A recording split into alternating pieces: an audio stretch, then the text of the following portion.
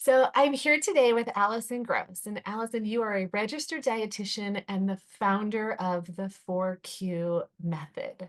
We are going to talk today about food from every perspective possible, whether that's physical, emotional, various aspects of health and wellness. And I would love for you to start us off with telling us about your story and why you became a registered dietitian, and then how that led to founding the 4Q method. Hi, everyone. Thank you for having me on. I'm so excited to be here with you. So I am a registered dietitian. My name is Allison, and I am the founder of a nutrition private practice called 4Q Method, where we have a weight loss and wellness program. And my personal story with nutrition began when I was very, very young. I was very overweight as a little girl. And eventually I actually saw a dietitian myself. And it actually came from my own desire to see a dietitian, which was very important in the process in my journey. And that really was life-changing. I really just relearned how to eat and establish really strong roots and a strong foundation for what it meant to nourish myself and what type of relationship I had with food. Because it started from such a young age, there was no food noise, there was no social pressure, there was no, you know, social dynamics to eating. So it was very much just me and the food, which was really pure and beautiful. And it really allowed me to continue that really healthy relationship with food throughout my life when I saw maybe some peers struggling with eating disorders in high school, or, crash dieting in college before spring break. And then obviously in my later years in life when I was practicing as a dietitian, and you just realize that most people out there have a really unhealthy relationship with food and just are really damaged in a way from all of that diet baggage. Like in any sort of relationship, when you get burnt so many times in life, you have a lot of baggage, and that's what happens with people and food. And so I decided to create a program to help people change that. And they say do what you love and you'll never work a day in your life. And so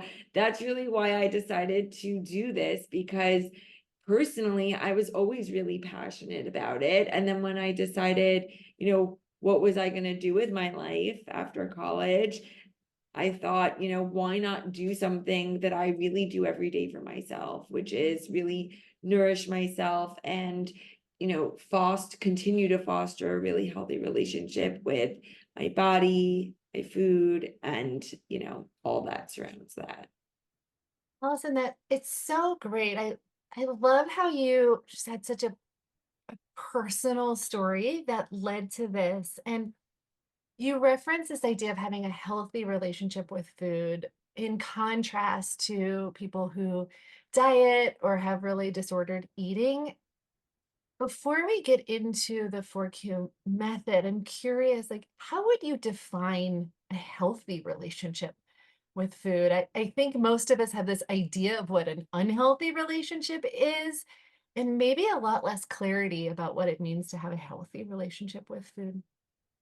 That is a really good question. It's kind of an elusive concept, right? Like, what is a healthy relationship with food? It's kind of like when you're dating and you know what you don't want in somebody, but you actually have no idea what you do want in them. So, kind of similar. You can pinpoint what an unhealthy relationship with food looks like, but then what is this, magical, healthy relationship, and what does it look like? So, for starters, it would be that no foods are ever off limits. So you would never say, I don't ever eat that, right? It's fine to sometimes not eat something, or a lot of times not eat something, but to be able to say, I never, ever, ever eat something. Obviously, if there are religious reasons that you don't eat something or ethical reasons, that's very different. But from a weight control perspective, to say that you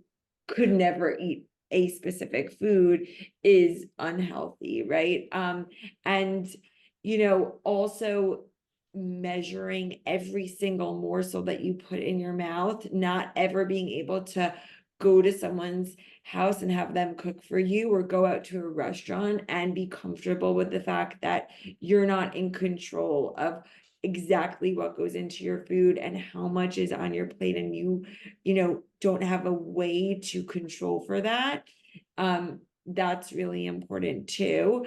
I would also say that um that having, along with the idea of control, having this really healthy balance between, wanting to control what we eat a lot of the time, in terms of, yes, well, I want to have my breakfast at home because I like to start my day that way. But then if you have a breakfast meeting outside the home, being comfortable with that as well. So, you know, never feeling too rigid in any one practice that you might have. Got it. So what I'm hearing and what you're saying is allowing yourself to be guided by principles, but retaining a sense of like behavioral flexibility where those principles don't become these rigid rules where in the event of some sort of breakdown, you're now riddled with anxiety and panic because, anytime you eat outside of your house, there's a sense of like alarm. Would Hmm. that be right? And what one of the things that I heard you say is that this flexibility is particularly important when your choices are based on weight. Like so for example, if you have celiac or some sort of condition that says like, hey, eating this food doesn't work for me, that there are some situations in which the rules, for lack of a better word, might apply. But when we're weight focused, then to have that sense of like almost being able to dance with your food would make sense. Exactly, exactly. And celiac is a really good example of that being a very black and white rule, unfortunately, right? People in the medical community wish that we could find a different, solution to celiac, especially for the little kids who are going to birthday parties and, have to bring their own cupcakes or pizza or whatever. But I think that, yeah, aside when it's body and weight driven, to have those rigid rules is what you want to stay away from. Got it. Exactly. Great. Thank you for that. And as I mentioned when I introduced you, you're the founder of the 4Q method. And I'm curious, did you spend some time working with other dietitians before founding your own program? Or were you just like, this is what it is from the beginning? Like, I just love to understand the evolution of your program. That's a really good question too. So, obviously the dietitian who I worked with when I was little really influenced me throughout my whole life. Her name is actually Joy Bauer. She's now on the Today Show. But she used to just be a private practice dietitian in Manhattan. And she is just, such a vibrant person and really inspired, a lot of my relationship with food, and therefore something that has definitely colored 4Q method. When I did my training, so every dietitian has to do an internship, and I did mine at New York Presbyterian Hospital here in New York City. And that was a very clinical focused training under preceptors who were all registered dietitians. So that really gave me a very clinical background. So that gives me the confidence that I can speak to and counsel people with different, medical needs and special attention. When I decided to start my private practice, I actually was also working in the culinary world as a culinary dietitian because I love food so much. And that was a really interesting experience, and something that, while is not, one-on-one client focus, is something that I think I bring to every relationship with a client, in terms of trying to celebrate food and really, push them to not be too rigid in what they're eating. And when I see that a client is eating the same exact thing every day, I try and encourage them to celebrate food a little bit more. But as for working with any private practice dietitians, I never did, because I always felt like the vision I had was something that I didn't find anywhere else. And I didn't want to be working under somebody practicing their practice when I strongly believed in mine. And I always knew that this was something I wanted to create and bring to life. And so I just went with it. I love that. I really love that. It can be really difficult, right? Like when you're so guided by a belief, right? To just sort of cram yourself into someone else's framework is challenging. So I really admire that path, which brings me to the 4 Qs. Tell us what they are. And what I'd love to hear from you is how each one of them is important individually, and then how they're important collectively to have this sort of cohesive perspective on food. That's a very good question as well. So, 4Q stands for 4 questions: what, when, why, and how. What and when are a little bit more obvious, right? So, for a nutrition program, what you're eating is very important. And when you eat is also somewhat equally important. And with our clients, we talk a lot about how those two work in tandem, specifically to help control for hunger and blood sugar levels throughout the day, which are so important to overall health, weight management, a good relationship with food, because when we're super hungry, we might, not make the best decisions, etc. But what we eat and when we eat obviously work in tandem and are a little bit more obvious. The why and the how are where I think we are a little bit more three-dimensional as a program, in that we focus on why people struggle with their food choices and how we can simplify them. Because it's not enough to just give somebody a food plan and tell them to follow it blindly. Because if you're not working on what's really driving your food choices, then that's only going to be a band-aid solution. So when we work with clients, we really want to understand why they specifically struggle with their food choices. And that's very different for every single person. It's different for my bachelor living in New York and traveling every other weekend without a pan in his kitchen. It's very different for my new mother who is postpartum. It's very different for my, mother who is part-time, my father who is full-time and traveling. It's very different from my middle-aged, grandmothers who are empty nesters and are bored all day long. Everybody is different, and everybody's struggles are equally important and legitimate, and they need specific attention. And so what we do is we come up with small, micro, tangible changes that they can flex and work on from week to week. And that way, when they're given their food plan, it's less of following blindly and more of an execution. Because when you learn how to flex those muscles and execute those food choices, you're empowered to continue making those amazing food choices long after we're done working together. So you're given the tools. It's like, give a man to fish, they'll eat for a day, teach a man to fish, he'll eat for a lifetime. And so that's really where this what, when, but also why and how approach really allows people to experience a paradigm shift in how they eat versus kind of that light switch approach where you just turn it off and turn it on, the second you get to your goal. So with the why, I'm guessing, but I'd love to hear from you.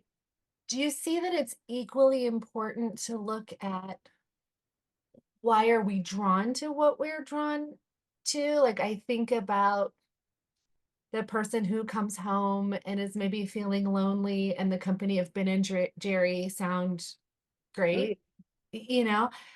Um, with the patients that I work with, though, I'm also trying to connect them to like, why is it important to you to feel more vibrant?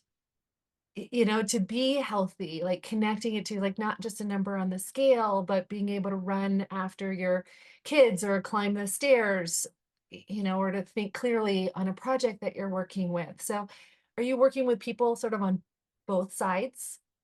Yes, so that's definitely going a level deeper of saying, well, why should we even care about this in the first place? And with some clients who feel like they're struggling a lot, that is what we go back to. We say, let's take a step back. Why are you here in the first place? Right? Because this can't be about just a number on the scale for you in order to withstand all of that temptation, right? You need to have a deeper drive. And so for some of those, clients, I'll say, let's make you not let's you make a list of 5 things that will be better about your life when you get to your goal.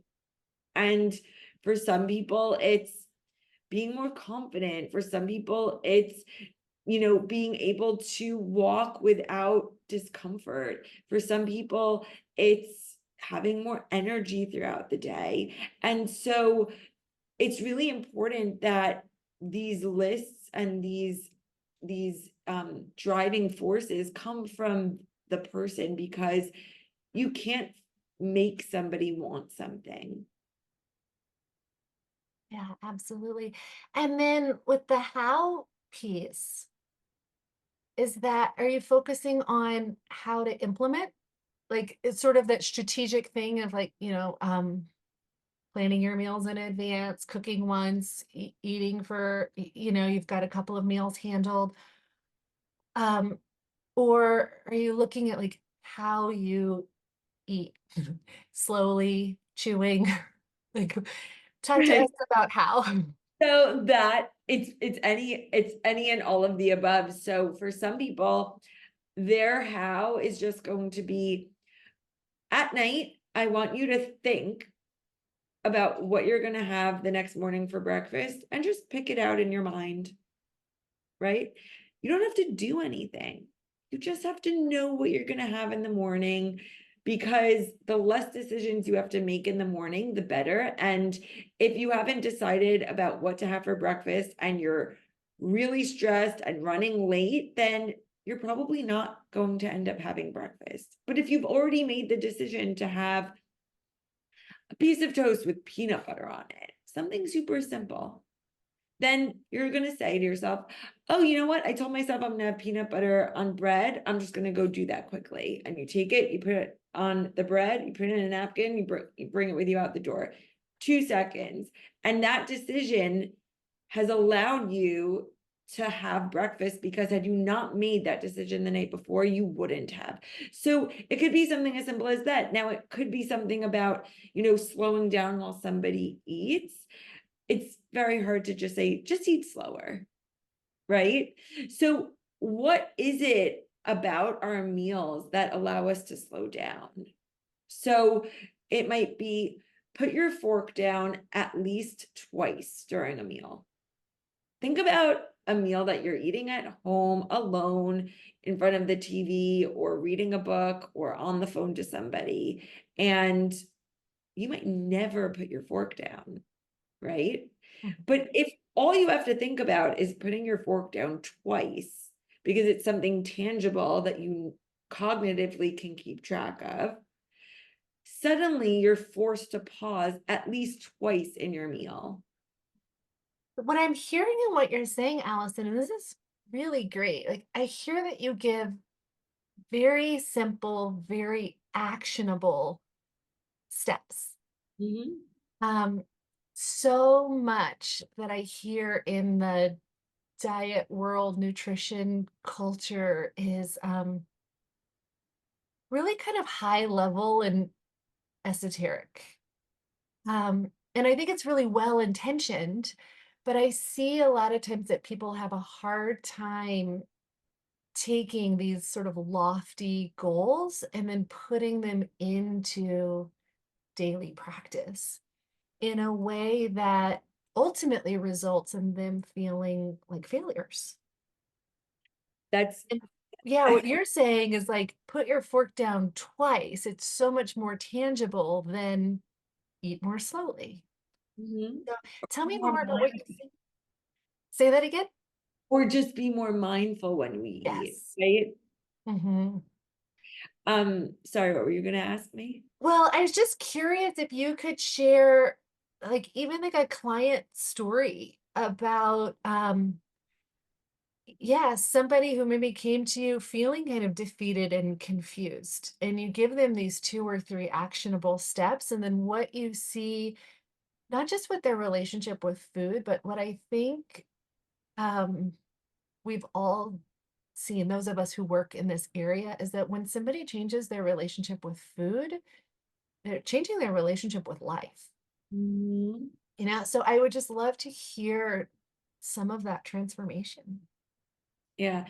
So that, you know, the what you were talking about, the tangible, the micro, the actionable, is so important because, especially with the new season right now, it's September, and I think people are saying, summer's over, I'm going to do all these things, and then you end up doing nothing.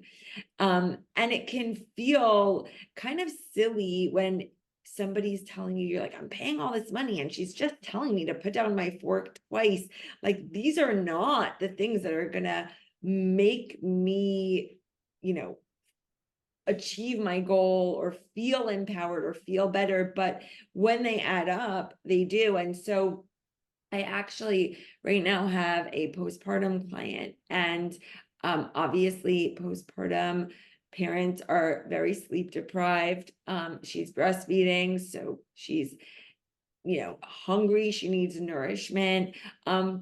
She also doesn't feel that amazing in her body because she just was pregnant, and she you know, can't jump back into the rigorous exercise routine that she might want to. She doesn't have the time to cook like she might want to. She's not sleeping as much as she needs to. And she also has a toddler to take care of. So she is being pulled in a million and one different directions. And, you know, the biggest biggest mantra that we have at 4Q Method is, um, could you do this for the rest of your life? Because if you can't, there's no point in trying. And what comes with that is falling away from that all or nothing mindset, like we talked about before, like never saying, I'm never going to eat this one thing, because you might eat that thing eventually at some point in your life. Or saying, I'm never going to eat ice cream. That's how desperately I want to lose weight. Well, let's not let's not say that, because maybe you do want to eat ice cream next week, and you should. And so, with this client in particular, she's a very, type A, used to getting it all done and doing it all perfectly. And a big thing about what we work on together is not being perfect, not being all or nothing, not making these big grand statements about, I'm never going to do X, Y, and Z. And she always tells me, you don't understand what a sense of calm I have not only with my relationship with food, but also with the rest of my life, because I am not cooking. I am ordering in a lot. I am asking for help a lot. And I'm okay with that. And it's made me such a happier, calmer person, and actually a more productive person, because when we feel good about ourselves, we actually feel more empowered to be productive. Similar to what we were talking about before with this like big lofty goals without anything tangible. you know it's hard to be productive. There's a sense of inertia and paralysis there. But if you can be okay doing just a few things well, not perfectly, at least you're going to do those few things as opposed to doing nothing. Yes, I love it. It's like the healing power of compassion. Exactly. Yes. Okay, so I want to hear your thoughts on moderation versus abstinence when it comes to food. So I'm hearing in a lot of what you're saying, I think that you are pro moderation. And given that we live in a time where I think it's undeniable that some foods are engineered in ways that maybe promote addictive tendencies, um, particularly the hyperpalatable foods, whether there's, the salty, crunchy, the sweet, the combinations. And this is one where full confession, like I really kind of deliberate because I love the idea of moderation. And I sometimes see people say, okay, I want a little bit of that.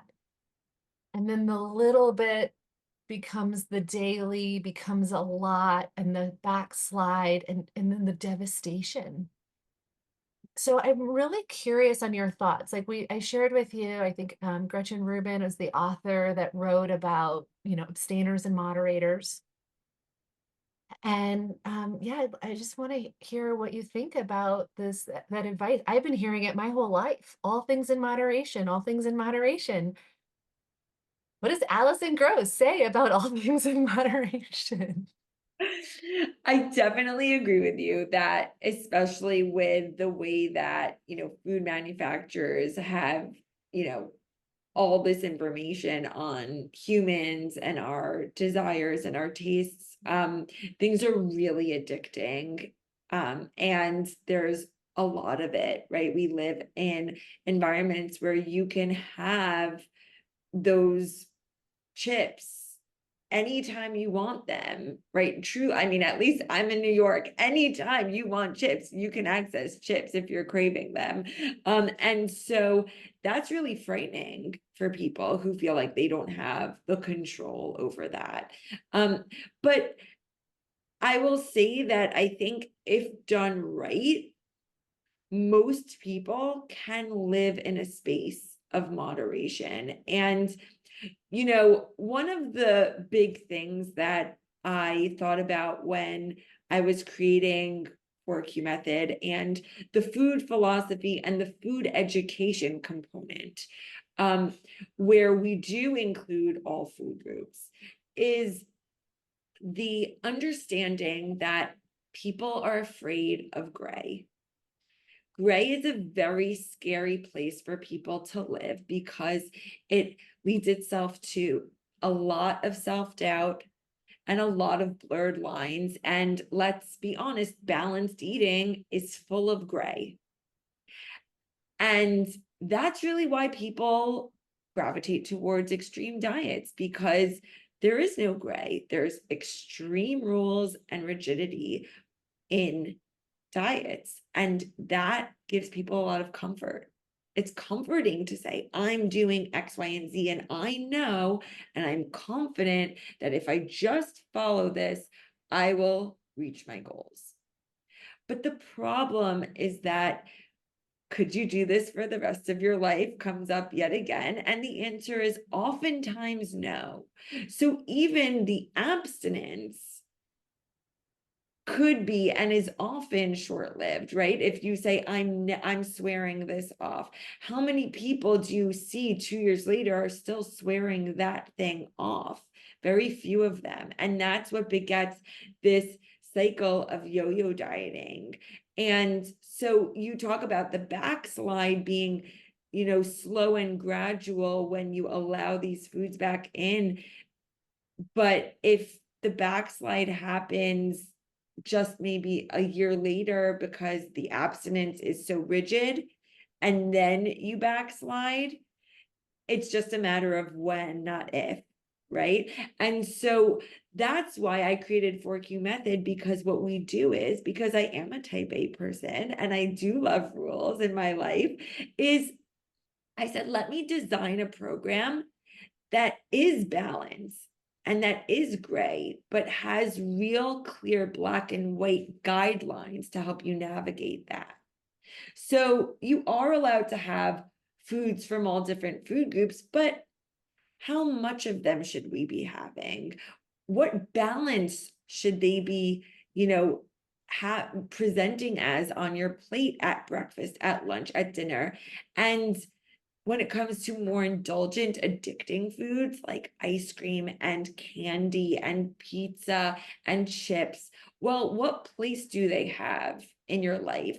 What balance should they have on your plate? How frequently should you be eating them? And finding the guidelines that are black and white for an individual, but yet still maintaining a gray relationship with those foods is really important. And if done right, I truly do believe can help you live in moderation with those foods. Thank you for that. Now, another thing that I see, Allison, and I'd be shocked if you don't see it, is kind of a collapse of morality and food.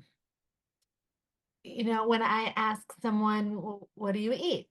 I'll hear them say, well, when I'm being good, Mm. I da da da da da, and when I'm bad, I this other thing. Mhm. How do you support people in untangling morality? And I'm good, I'm bad if I eat this thing versus that thing. So first off, vocabulary matters when we talk about food and ourselves. I always will correct clients if they call, what we're doing a diet. I'll say, not a diet. If they say I was really bad this weekend, I'll say, no, you weren't, right? And along with the concept of balance comes the idea that there's nothing really bad about anything, right? There's nothing intrinsically bad about any specific food. And when clients talk about, the concept of 80-20 eating, right? Where we're, quote, good 80% of the time and bad 20% of the time, or a cheat meal or a cheat day, I tell them, but your 20% is actually baked into my 100%. With the fact that I encourage indulgences. There are no foods the foods that you think are cheat foods are actually foods I want you to be eating. And so when you include all of the foods in your program, then what does it mean to be bad? I would say that a client who doesn't ever indulge, who goes an entire week and I see no ice cream, no, refined starches, no pasta, no pizza, no, like none of those really fun, indulgent foods, I say, this isn't a great journal. I want to see that because I know what you're doing here. You're trying to be, quote, good, but you're not. Like, let go of that. And so when we start to incorporate all those foods, suddenly our vocabulary and our morality around food changes. Got it. Thank you. And then, Allison, what do you think about the next buzzword in our community these days? What are your thoughts on intuitive eating? Intuitive eating is a beautiful concept. It really is. I think it's magnificent to be able to say that you have zero rules around eating and you just eat what you want, what your body wants, and you trust that. Um, I think that's a really hard thing to tell the average person to do. Um, I often compare it to telling somebody to just meditate, just sit there in silence and get to that place and meditate. I actually lost my practice. I'm trying to get it back now that my kids are somewhat older. My youngest is turning 1 on Thursday in 2 days. Meditating is not something that comes super easy to me. It's a practice that I have to work at and that I need guidance with. And I think the same thing applies to eating for most people. Like, yes, some people could just sit down and meditate and get to that place on their own, and that's amazing for them.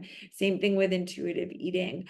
But I think that people can get to a place where they can probably eat intuitively, but they need guidance to get there. And so, what I would say is a lot of our clients will say, after working together for long enough, that they are in a place where their body craves the foods that they are now giving it, and that their hunger and blood sugar levels undulating throughout the day are something that they really are in tune with and almost can anticipate.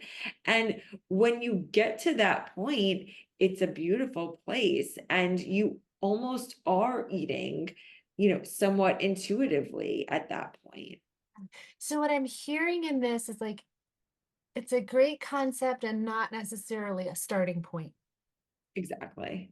Yeah, and that's where your actionable, tangible steps, right, can almost help to bring somebody into balance. Like, I imagine the person who first comes through your door and maybe they're drinking a ton of caffeine, surviving on sugary snacks all day long, to like sort of make this leap into intuitive eating. And they're like, yeah, sugar and coffee. Or what I crave. It's what I want. That's very intuitive to me. So there's almost like this period of recalibration Exactly, and a- education. and education, yes. And then down the road, once your biochemistry is on your side, then the opportunity for intuitive eating could be Present. there. Is that accurate? Yeah, Yeah, exactly. fantastic. It's really helpful. I like hearing this because, like I said, I think sometimes people hear these words and the immediate thought is like, I should be able to,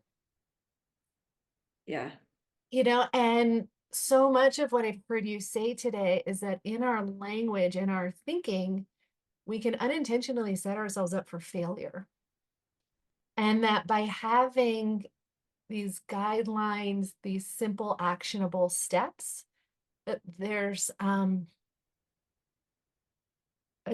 actionable path forward yeah, where you can almost discover your own relationship with food. exactly. It's interesting. Um, we live in a world of social media and a lot of stimulus and a lot of inspiration. And it's funny because my husband doesn't have any social media and I have it for work. I actually don't have a personal account, but my feed is all like wellness. And whenever my husband like steals my phone to just like scroll through because he secretly loves it, but also doesn't, he'll be like, everything is so inspiring in your feed. Like everybody is living like their best lives. They're so healthy. And I'm like, that's social media. And it's very invigorating in the moment. But I can imagine that if I'm somebody who's struggling with my health and struggling with a wellness goal, and I'm on my feed or their feeds, because that's what their feeds might look like, it can be really inspiring. But the second you put down your phone and you're left with your life as it stands, it can be really overwhelming. And like we were just talking about this whole time, basically, is, these lofty, beautiful ideas are really inspiring and they're really beautiful. But without a roadmap, it's so difficult to get your out of your own way and out of your practices and achieve them. And so that's really why I carved out this space to, give people that in the food and nutrition journey. So because yeah, like what you're highlighting is like it can really leave people with a why bother, why start sort Or of how mentality, would right? Like we look at something that's so beautiful, it's so curated, right? And then we look at our own lives and go, I could never, and then it just stops right there. It almost reminds me of like, my son's 15 now, but when he was much younger, the house was messy often, toys everywhere. Sort of like my backyard is now littered with dog toys constantly, you know. My living room looked like that. And so to flip through something that was like this perfect interior design, right? It was like all I could see was the gap. Yeah, And rather than feeling inspired, I think I often felt demoralized, 100%. and Anyway, that's what my apartment looks like now. We don't have a coffee table. It's just for the kids to crawl around. yeah, and there's just something so freeing about making baby steps okay. Yes, And maybe we should even call them something other than baby steps, right? But like taking the step that's agreed. available to Yeah, you is where to begin. exactly. Yeah, great. So, Allison, we've covered a lot of ground. And as I just wanted presence, the central theme of this entire summit is you cannot hate yourself into health and happiness. If it's if you are going to have a sustainable path to vitality, it must be pleasurable.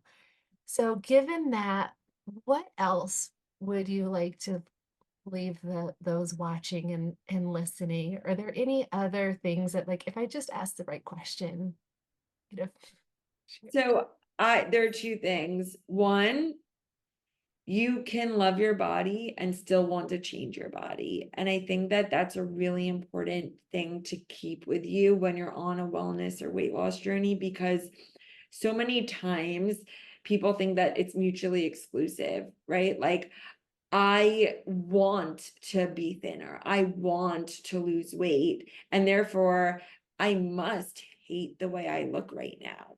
And that's absolutely not true. And I think that's so important, right? We need to celebrate our bodies, whatever shape or size they are. And I talk to clients a lot about that. You don't like the way you look in your clothes right now, go out, buy yourself a few cheap pieces of clothing so that you can feel beautiful until you do fit into the clothes that are in your closet, right? Because it's important to feel great in your body along the journey.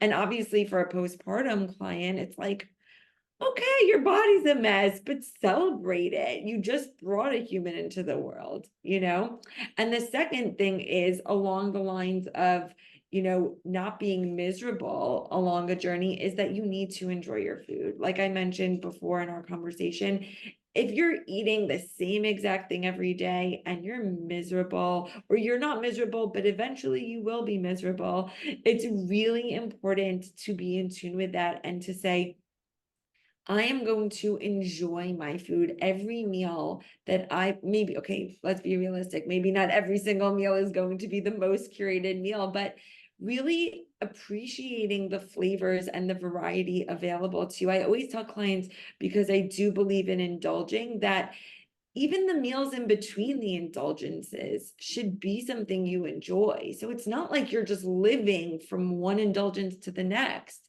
You should be able to savor all the foods that you put into your body.